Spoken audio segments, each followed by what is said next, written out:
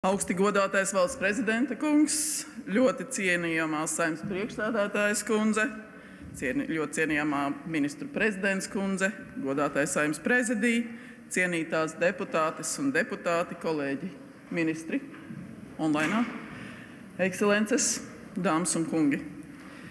Janvārs Latvijas vēsturē ir izšķirošs notikumu mēnesis. Latvijas starptautiskā de jure atzīšana 1921. gadā un barikādas 91. bija mūsu tautas izvēles. Tie bija mūsu laikmeta grieži. Tie parādīja Latvijas gribu un spēju panākt to, ko mēs vēlamies. Kā norādīja Latvijas pirmais ārlietu ministrs Zigfrīds Anna Mērovics, Latvija ir paveikusi divus posmus cīņā par valsts neatkarību, proti Latvijas atbrīvošanu un Latvijas atzīšanu. Abas šīs cīņas ir kronētas ar uzvaru. Ja esam atbrīvoti, ja samērā tik īsā laikā, 2 gados un dažos mēnešos, esam panākuši tiesisko atzīšanu, tad jāvaicā, kas mūs tik ātri pie uzvaras ir vedis. Un Mērovics pats arī atbildēja. Tā bija tā vienprātība, kas mūs vienoja šajā cīņas laikmetā. Tiklab cīņā pret mūsu ārējo ienaidnieku, kā arī cīņā par Latvijas tiesisko atzīšanu mēs bijām vienprātīgi. Un tas ir mūsu ārpolitikas pamats. Mūsu ārpolitika ir vienota. Tā ir mūsu vienotā griba un rīcība. Jau no pirmajām domām par nacionālas demokrātiskas Latvijas valsts izveidi pagājušajā gadsimta sākumā ideja un pārliecība gāja soli solī ar konkrētu rīcību. Demokrātija un drošība bija 2 pamatprincipi jaunās Latvijas valsts izveidē 1918. gadā. Cīņas kaujas laukā, mūsu brīvības cīņas, noritēja vienlaikus ar diplomātiskajām cīņām par Latvijas starptautisko atzīšanu. Bruņoto spēku izveide, sabiedroto atrašana, pierādījumu vākšana un pārliecināšana, ka esam pelnījuši savu valsti, ka varam radīt un vadīt savu valsti, tas noritēja vienlaikus. Mums izdevās, un esam pateicīgi tā laika vadītājiem, tā laika sabiedrotajiem un sabiedrotajiem arī tagad par iedvesmu un atbalstu mūsu brīvībai. Arī PSRS gados mums brīvība nebija abstrakts koncepts. Atcerēsimies, kā ASV un citi sabiedrotie nekad neatzina nelikumīgo PSRS okupāciju. Bet latvieši Latvijā, Latvijas ārlietu dienests un tautiešu trimdā, mūsu sabiedrotie turpināja strādāt, pārliecināt un ticēt brīvības atgūšanai. Pirms 34 gadiem mēs izgājām Rīgas ielās, cēlām, stāvējām barikādēs, arī, lai aizstāvētu brīvību, tās idejas ar konkrētu rīcību, stājoties pretīm okupācijas varai. Mēs atceramies joprojām ar kādu skepsi un pretestību saskārāmies, tad, kad tiecāmies atjaunot pilnu neatkarību. Mūs mudināja nestrept karstu, neprovocēt, jo var izraisīt kodolkaru un vēl citādas muļķības. Mūsu atmiņā joprojām ir iespiedies tā sauktais cietuma pagalma miers. Jā, mums nebija karš okupācijas gados, bet tas bija 50 okupācijas gadu ar tūkstošiem čekas pagrabos un Sibīrijas lēģeros. Tāpēc mums ir tik saprotama Ukrainas tautas vēlme dzīvot brīvā Eiropā un būt drošiem, ka varmāk neuzbruks vēlreiz. Šodien it īpaši arī izjūtam, ka katrai paudzei ir savs brīvības, demokrātijas un drošības pārbaudījums. Mūsu valsts ir demokrātiska, droša un turīga. Tā ir valsts, ko paši esam sevi izcīnījuši, noturējuši, atguvuši un atjaunojuši. Tas nenotika pats par sevi. To nekad neviens mums nedāvināja. To paveic kolektīva griba, spēja, augsta pašorganizētība, sabiedrības iesaiste, bet arī aktīva rīcība. Tā ir skaitā ar organizētu bruņotu spēku. Arī šobrīd mēs atrodamies kritiskā vēstures pagriezienā. Mūs sagaida nopietnas pārmaiņas. Mūsu pazīstamā pasaules kārtība ir zem nopietnas spiediena. Tā ir kārtība, kas balstās ANO statūtos. Tā nepieļauj agresiju vai spēka izmantošanu pret citām valstīm. Kā redzam, Krievijas agresijas gadījumā šī kārtība ir nopietni pārkāpta. Tā ir vardarbīgi pārkāpta. Atcerēsimies, kā ANO statūta 51. pants nosaka pašaizsardzības tiesības. NATO dibināšana un NATO 5. pants ir balstīts šajos ANO statūtos. Ukrainas brīvības cīņas, Ukrainas pašaizsardzība.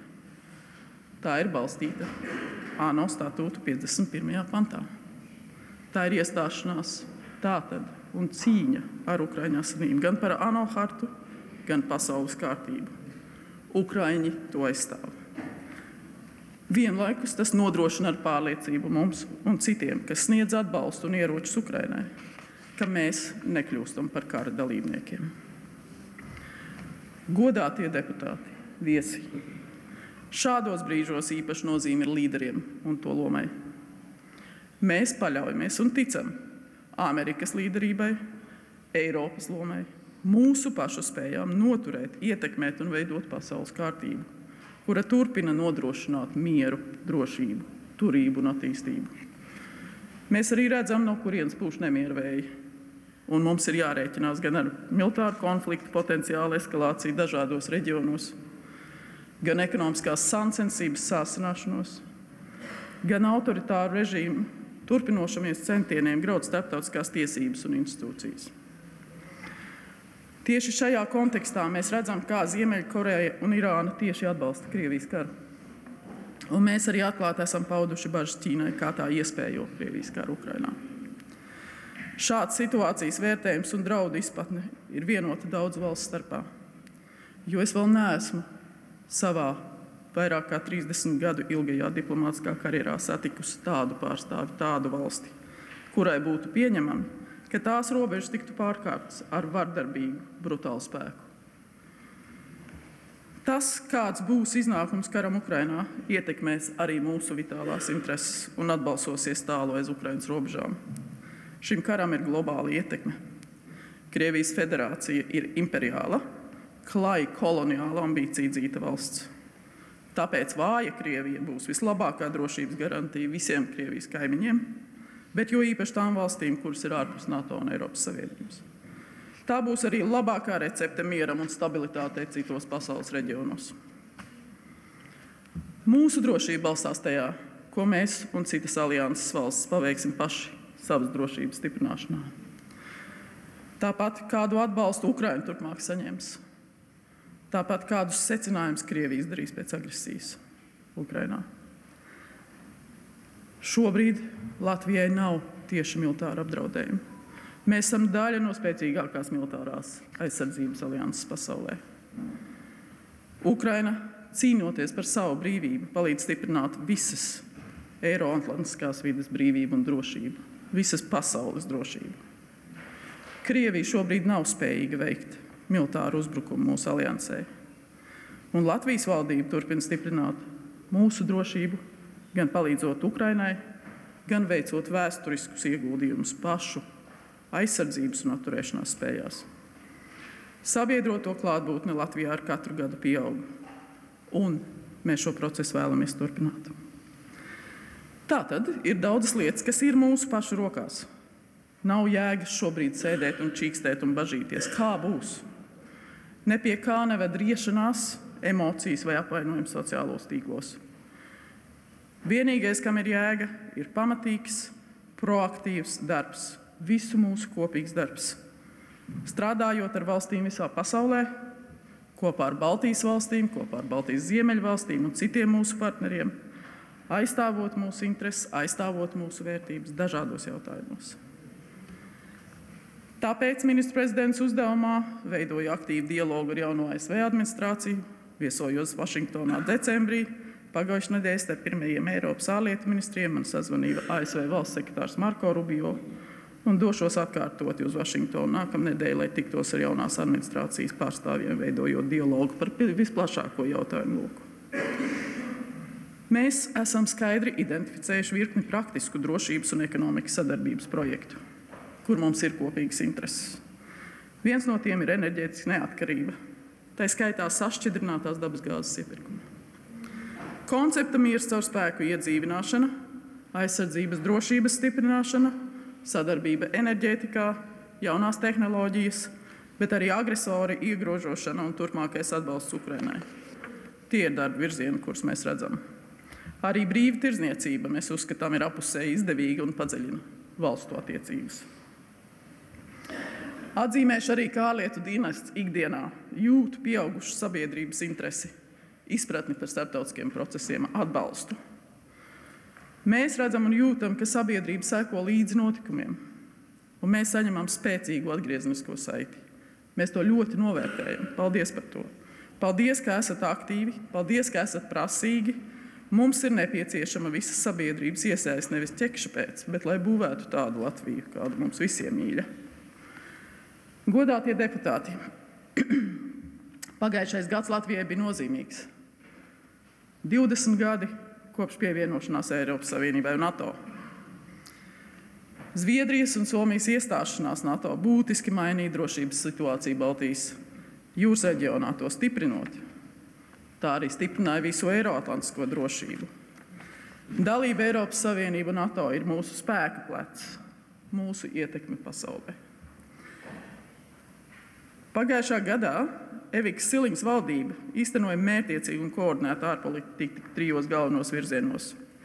Stiprināt valsts drošību un aizsardzību, noteikumos balstīt starptautisko kārtību, otrs – veicināt ekonomisko izaugsmu un labklājību, Eiropas Savienības konkurētspēju un globālo ietekmi, un trešais – aizsargāt mūsu valsts piederīgo intereses, iesaistīt sabiedrību ārpolitikas veidošanā un īstenošanā un izmantot diasporas potenciālu visam augstāk minētajam.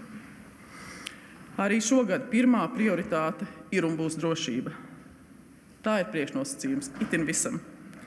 Bez drošības nav labklājības, nav turības, nav investīciju, nav izaugsmes un attīstības, nav demogrāfijas, nav labu nākotnes perspektīvu.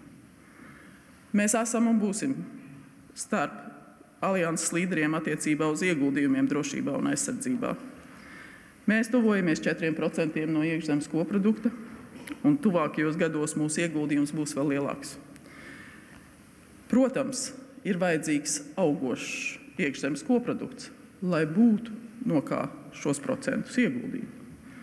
Un mēs to darām nevis tāpēc, ka mums kāds to liek, bet tāpēc, ka brīvība nav par brīvu. Mēs zinām to no savas vēstures. Tas ir mūsu pašu interesēs. Tas arī atbilst NATO spēju mērķiem. Mēs turpināsim mudināt arī citus sabiedrotos un partnerus ieguldīt nepieciešamajās kaujaspējās atbilstoši alianses aizsardzības plāniem. Īstenojot virkni svarīgu lēmumu NATO Vašingtonas samitā, mēs ieviešam alianses militāro stratēģiju, tai skaitā reģionālos aizsardzības plānus. Gada nogalē līdz brigādes līmenim ir palielināta Kanādas NATO daudznacionālā brigāde Latvijā, un pirms pāris nedēļām pirmo reizi kopš iestāšanās NATO tajā ar 500 mehanizēto kājnieku bataljonu dalībnieki iesaistījās arī Zviedrija. Tātad pašlaik brigāde veido 4000 karavīru no 14 valstīm. Paldies Kanādai par līderību, tālredzību un arvien ciešāku draudzību. Un paldies mūsu sabiedrotajiem brigādē.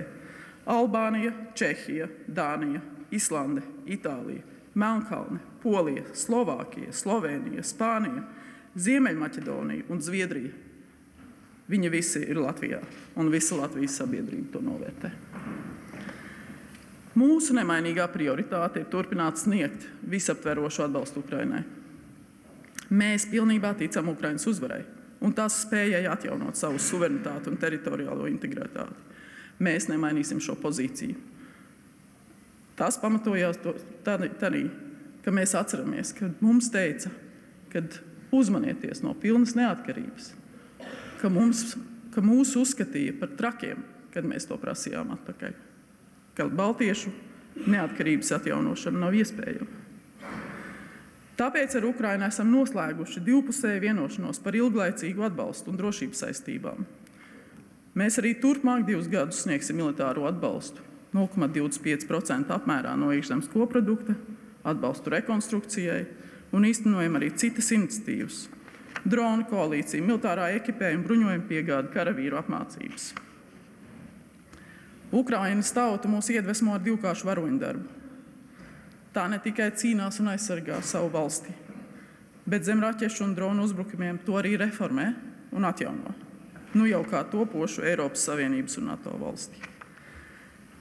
Ir pavēries vēsturisks iespēja loks virzīties uz priekšu ar Eiropas integrāciju, un Ukrainas, Moldovas un citu valstu valdības to izmanto ar pilnu jaudu. Mēs turpināsim atbalstīt gan Ukrainu, Moldovu, gan citas valstis reformu procesā ceļā uz Eiropas Savienību. Mēs turpināsim dalīties ar mūsu pieredzi, zināšanām un ekspertiem. Diemžēl, ar nožēlu, raugamies, kā Gruzijas valdības veiktās izvēles ir attālinājušas ES perspektīvu. Tomēr Latvija turpinās atbalstīt Gruzijas tautu, tās tiekšanās pēc nākotnes Eiropas Savienībā. Jāsaka, ka ne tikai Gruzijas gadījumā mums ir skaidrs, ka pēc Kremļa rokas grāmatas turpināsies centieni kooptēt valstu elites un plaša spektra iejaukšanās demokrātiskajos procesos. Eiropas Savienība ir otrs Latvijas drošības stūrakmens. Spēcīga aizsardzība un aizsardzības industrija ir būtiska visai Eiropas Savienības konkurētspējai.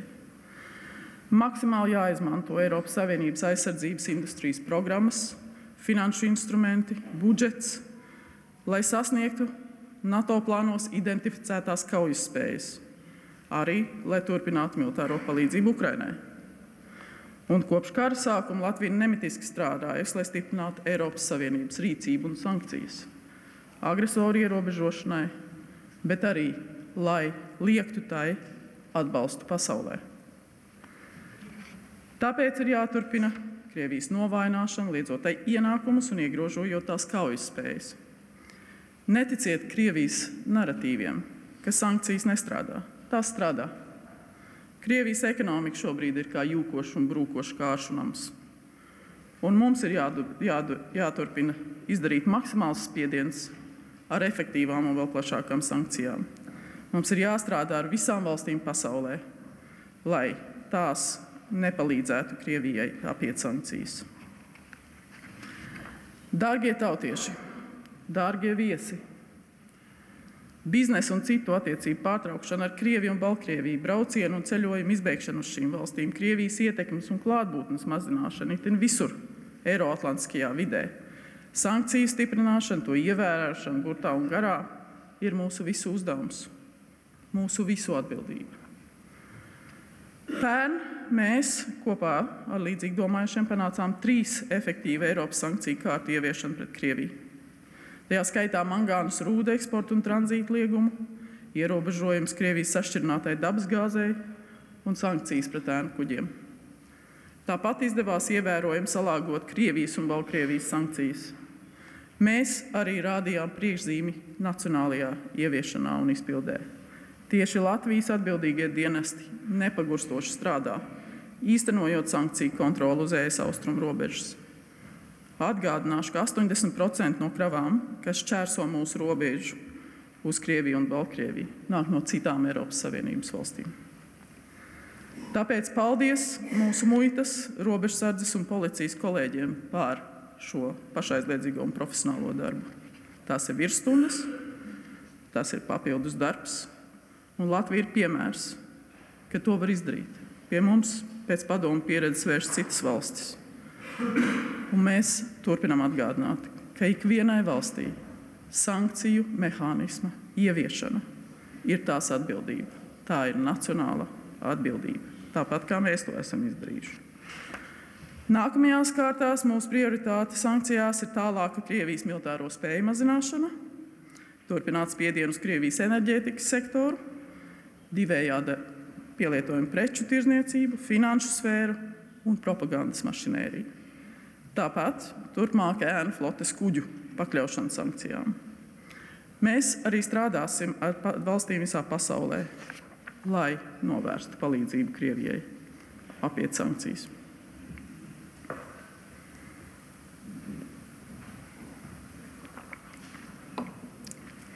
Eiropas Savienības ārējo attiecību griezumā Latvija ir ievērojami attīstījusi dialogu ar daudzām pasaules valstīm.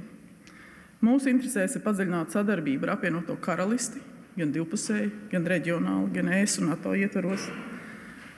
Apvienotā karaliste ir sens un tuvs Latvijas sabiedrotais. Tā ir pastāvīga militāro klātbūtni Baltijas reģionā, gan tad, kad mūsu valsts veidojās, gan šobrīd sniedz būtisku ieguldījumu mūsu drošībā. Turpināsim ciešu sadarbību ar viņiem arī NATO un Ukrainas atbalsta jautājumos, tā skaitā kopīgi vadot dronu koalīciju. Jāsaka, pasaulē, protams, ar vien ciešāk lietas ir saistītas. Tāpēc pagājušā gadā daudz paveikts, lai stiprinātu attiecības ar Indijas un Klusā okeāna reģionu valstīm. Tā skaitā ar mūsu ciešākajiem partneriem Austrāliju, Japānu, Jaunzēlandu un Korejas Republiku, ar Indiju, ar salu valstīm. Mūs vieno vērtības, ekonomiskas intereses, drošības izaicinājumu izpratni, bet arī pieaugoša apušu izpratni par sadarbību, kas ir apusē izdevīga. Arī ar Ķīnu Latvija turpina uzturēt konstruktīvas attiecības, saglabājot atvērtību, apusē izdevīgas sadarbības attīstīšanai. Vienlaikus dialogu ietvaros Latvija nevairīsies uzrunāt jautājumus, kur mūsu nostājas būtiski atšķiras. Mums ir svarīgi, lai Ķīna pārtrauc sniegt atbalstu un iespējot Krieviju tās agresijā pret Ukrainu.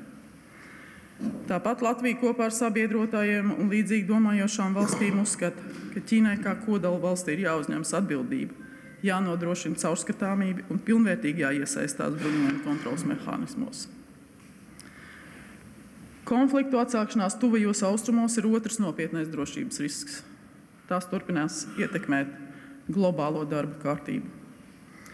Aizvadītajā gadā kara darbība un humānā katastrofa Gazā, mežonīgo Hamas un Hizballah teroristu uzbrukumu Izrēlai neatstāja vienaldzīgi arī Latvijas sabiedrību. Mēs sveicam pamieru Libānā, un mēs arī sniedzam tiešu ieguldījumu reģionu stabilitātē, piedaloties divās starptautiskās ANO misijās. Pamieru uzraudzības misijā Jeruzalemē un mieru uzturēšanas misijā Libānā. Paldies mūsu karavīriem par pašaizliedzīgo dienestu šajās misijās, Keiforā un citur.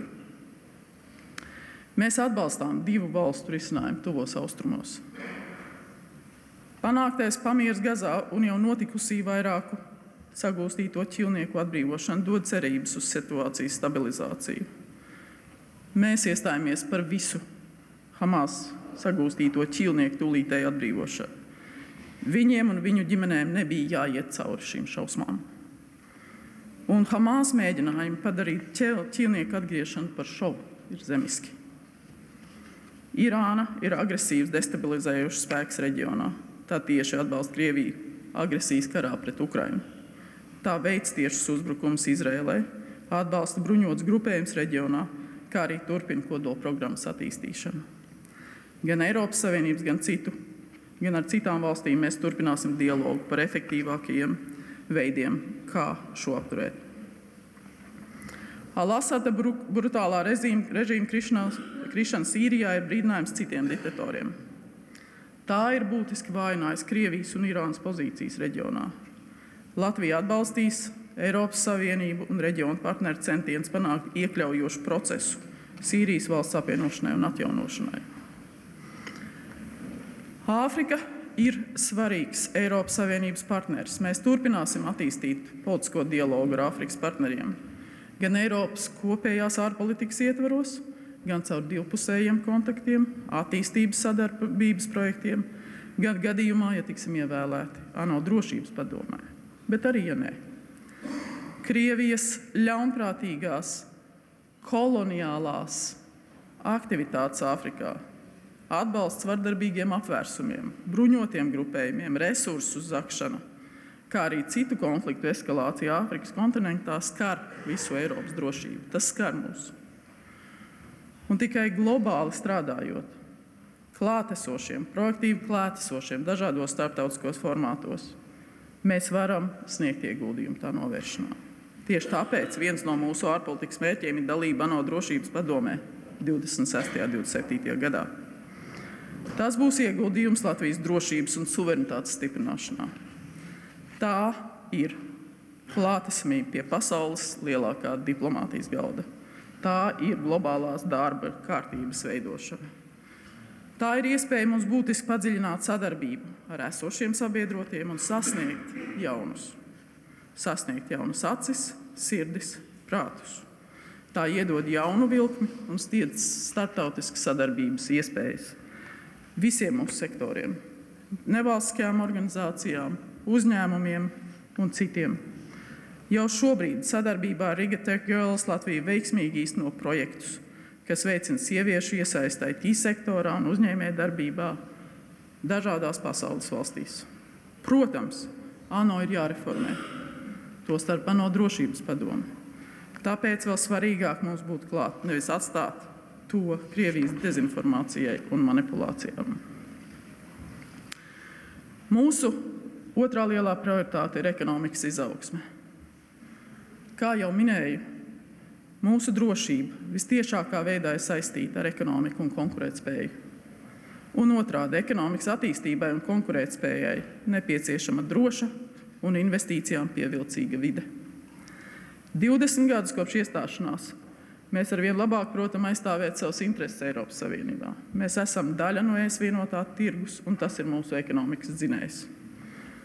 Protams, ir jātiecas arvien pilnvērtīgāk izmantot visus Eiropas Savienības sniegtos instrumentus. Tirdzniecības līgumus, jaunas partnerības, fondu piesaistes, tirgus aizsardzības instrumentus, lai Latvijas uzņēmēji varētu sekmīgi darboties jaunajos tirgos. Piemēram, nesen noslēgtais Eiropas Savienības nolīgums ar Mercosur valstīm – Brazīlija, Argentīna, Urugvaja un Paragvaja – rada tirgu vairāk nekā 700 miljoniem cilvēku. Tie gadu Eiropas Savienības uzņēmumiem ļaus ietaupīt ap 4 miljardiem eiro izvedmuitas nodokļos. Eiropas Savienība ir noslēgusi sarunas arī ar Meksiku, atsākusi sarunas ar Malaiziju un turpina darbu pie nolīgumiem ar Indiju, Indonēziju un Filipīnām. Tie visi ir iespējas mūsu uzņēmumiem. Latvijai būtiski, lai Eiropas Savienības līmenī turpinātos arī atbalsts enerģētiskās neatkarības stiprināšanai, tā skaitā no Krievijas federācijas. Un mans vēstījums gan Eiropas, gan Latvijas uzņēmumiem, kas joprojām darbojas Krievijas un Baltkrievijas tirgu, ir: atstājiet to. Tas nav izdzīvošanas jautājums jums. Tas finansē brutālo un asiņaino karu un uztur Kremļam iesnieka ilūziju, ka tur viss ir kārtībā. Straume plūst citā virzienā. Mūsu uzņēmēji ir spējīgi iekarot jebkuru no tirgiem, un mēs to redzam pēc pašreizējiem tirdzniecības datiem. Japāna, Koreja, Ēģipte un citi.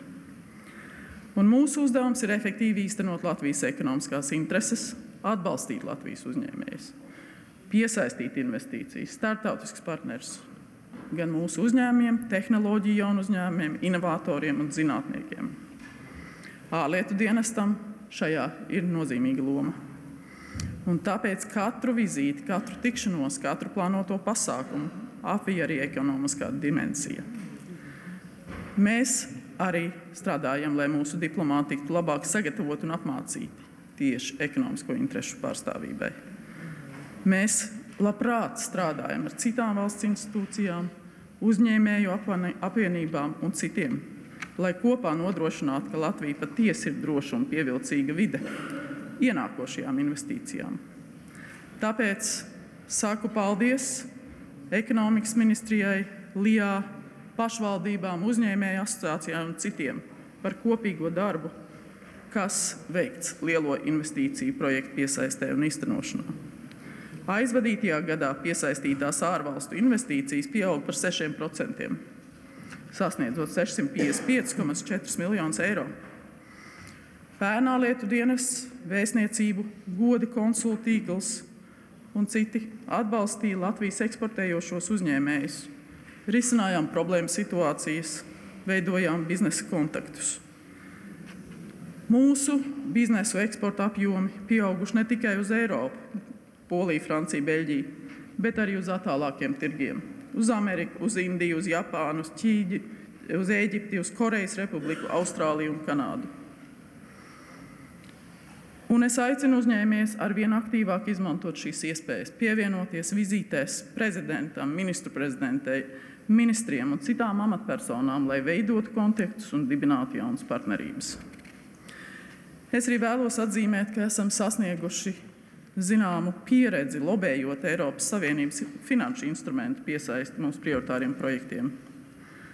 Līdzfinansējums no Eiropas komisijas artilērijas lādiņu rūpnīcas izveidē Latvijā, līdzfinansējums 5 projektiem, tostarp Latvijas militāro spēju attīstības projektiem Patrijai bruņumašīnu, pretgaisa aizsardzības sistēmu AIRIS-T iepirkumiem, piesaiste ES finansējumu piesaist dažādiem tehnoloģiju uzņēmumiem, piemēram, 4,5 miljonu eiro Origin Robotics un citi. Un tur es saskatu milzīgu potenciālu arī turpmāk. Mums ir vitāli svarīgi turpināt attīstību jaunajās tehnoloģijās. Mums jau ir lielisks iestrādes un kopienas gan 5G, 6G un kvantu tehnoloģiju jomās. Un mums visiem ir jādara iespējamais, lai tām palīdzētu piesaistīt finansējumu partnerus. Tas ir arī viens no galvenajiem sadarbības virzieniem ar jauno ASV administrāciju. Tikpat svarīgi ir attīstīt mākslīgā intelekta tehnoloģiju testēšanu un testēšanu dažādos jomās, piemēram, drošība, veselība un izglītība. Un mums ir jāvirzās uz to, ka Eiropā ir konkurētspējīga vide, tehnoloģija un jaunu uzņēmumiem, nevis regulācija un birokrātijas purvs. Tāpat daži vārdi par attīstības sadarbības projektiem, kas skar plašu partneru loku no nevalstiskā, privātā un valsts sektora. Attīstības sadarbības politika sniedz ieguldījumu mūsu starptautiskajā darbā, bet arī starptautiskajā stabilitātē. Tā skaitā 24. gadā Ukrainā vien realizēti 15 projekti. Bet tā ir arī iespēja atgriezt naudu mūsu pašmāju ekonomikā. Tieši šo mēs esam izvirzījuši par vienu no mērķiem saistībā ar CFLA iegūto Eiropas komisijas akreditāciju, kas ļaus mums pašiem kā galvenajam partnerim vadīt Eiropas Savienības un citu valstu attīstības sadarbības projektus. Tas arī sniegs vēl plašākas iespējas palīdzēt citiem un mums piedalīties dažādos projektos. Vienlaikus aktīvs darbs ir uzsākts Latvijas interešu pārstāvībai nākamajā Eiropas Savienības daudzgadu budžetā. Lai pēc iespējas savlaicīgāk iesaistītos sarunās ar Eiropas Savienības institūcijām, dalībvalstīm un citām iesaistītajām pusēm, mēs savu nostāju jau esam iesnieguši Eiropas komisijā. Tā savu priekšlikumu nākamā budžeta ciklam stādīs priekšā tuvākajā laikā. Mūsu galvenās prioritātes nākamajam daudzgadu budžeta ciklam ir drošība un aizsardzība, kohēzija, kopējā lauksaimniecības politika un piesaistījums finansējumam citiem projektiem, tā skaitā Rail Baltica. Lai Eiropas Savienība spētu nodrošināt finansējumu tradicionālajām un jaunajām prioritātēm, Latvija ir to Eiropas Savienības valstu grupā, kuras atbalsta kopējā Eiropas Savienības budžeta pieaugumu. Un, visbeidzot, tiekoties ar Saeimas frakcijām, es saņēmu vairākus jautājumus par zaļo kursu. Jā, Latvija atbalsta Draghi ziņojumā ietverto pieeju, ka Eiropas Savienības zaļā kursa mērķiem ir jābūt līdzsvarā ar konkurētspējas prioritātēm. Mūsu uzņēmēji nedrīkst tikt nostādīti citādā un sliktākā pozīcijā nekā citi spēlētāji pasaulē. Mums ir jābūt pragmatiskiem mūsu pieejā, jo stiprināt konkurētspēju un nosegt drošības vajadzības ir nepieciešamība. Trešā vienlīdz svarīgā ārlietu dienesta darba prioritāte un ikdiena ir mūsu cilvēki. Un vēlreiz esmu savos 9 mēnešos kā ministrei pārliecinājusies, cik Latvijā viņi ir talantīgi un uzņēmīgi. Un mūsu dienestam ir prieks un gods izmantot visas iespējas. Pārstāvēt valsti, audzēt tās labklājību, pārliecināt citus. Un mēs ne tikai jūsmojam par straumi un tā sasniegumiem. Mēs no tā praktiski iedvesmojamies un mēģināsim atkārtot. Ar talantu, ar vīziju, ar smagu darbu nekas nav šķērslis, lai sasniegtu augstākās virsotnes.